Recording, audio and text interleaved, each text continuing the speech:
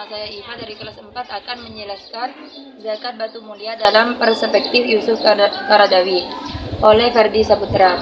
Setiap kekayaan yang sudah mencapai nisab adalah wajib dizakati. Batu mulia adalah salah satu komoditi yang memiliki harga cukup tinggi, dan semestinya pemiliknya mengeluarkan zakat batu mulia sebagai zakat mal. Meskipun demikian, menurut fikih Islam, batu-batuan tidak wajib untuk dizakati. Adapun barang sebangsa permata seperti intan, berlian, yakut, dan lain-lain bebas tidak terkena zakat kecuali apabila barang-barang tersebut merupakan barang dagangan, sehingga zakatnya bukan zakat dari jenis benda-benda tersebut, melainkan karena benda dagangan yang sudah tentu nilai yang diperhitungkan dan sudah sampai 1 tahun atau 1 haul. Meskipun begitu, ada perbedaan di kalangan ulama. Oleh sebab itu, penelitian ini melihat pandangan Yusuf Qaradawi tentang zakat batu mulia, dan menurutnya pandangan Yusuf Qaradawi, perhiasan yang berupa mutiara dan batu-batu mulia semacam intan dan sebagainya pada dasarnya tidak terkena kewajiban zakat kecuali untuk disimpan. Pandangan Yusuf Qaradawi termasuk dalam kategori istinbat rafdi, mengistinbatkan hukum atau mengambil suatu hukum ditinjau dari segi lafadznya. Yusuf Qaradawi menjadikan lafadz perhiasan yang kalian dapat memakainya sebagai ilat batu mulia tidak dizakati karena hanya sebagai perhiasan dan kesenangan bagi wanita. Oleh Ridwan Samsuri, Zakat di dalam Islam, halaman 62. Sementara itu, Yusuf Qaradawi menjelaskan bahwa barang siapa yang memiliki harta kekayaan dari emas atau perak atau sebangsanya untuk simpanan, maka wajib mengeluarkan zakatnya karena merupakan sumber untuk mengembangkan, dan hal itu sama saja dengan kekayaan lainnya seperti mata uang yang wajib dikeluarkan pajaknya.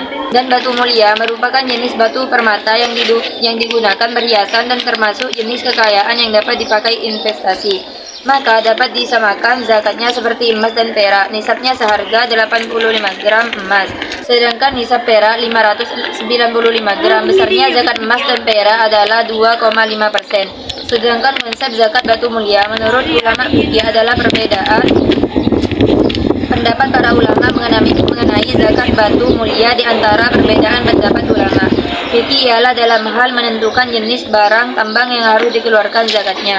Pendapat Imam Syafi'i yang populer yaitu membatasi hanya emas dan perak saja yang wajib zakat, tidak wajib zakat seperti permata, yakut, dan yang sudah disebutkan tadi. Abu Hanifah dan sahabatnya berpendapat bahwa setiap barang tambang yang diolah menggunakan api atau dengan kata lain diketuk atau ditempa harus dikeluarkan zakatnya. Yusuf Qaradawi, halaman 414 sampai 415. Akan tetapi barang tambang cair atau padat yang tidak diolah dengan menggunakan api tidak wajib dikeluarkan zakatnya.